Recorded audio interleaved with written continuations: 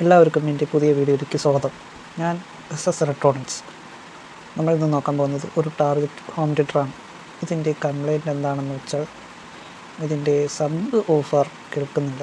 Sub woofer കംപ്ലൈൻ്റാണ്. അതിൻ്റെ coil ഇനി നമുക്ക് ഈ കോയിൽ എങ്ങനെ ചേഞ്ച് ചെയ്ത് ബൈൻഡിങ് ചെയ്ത് പുതിയ സബ് ഊഫർ എങ്ങനെയാക്കാം എന്നുള്ള വീഡിയോ ആണ് ഇത്.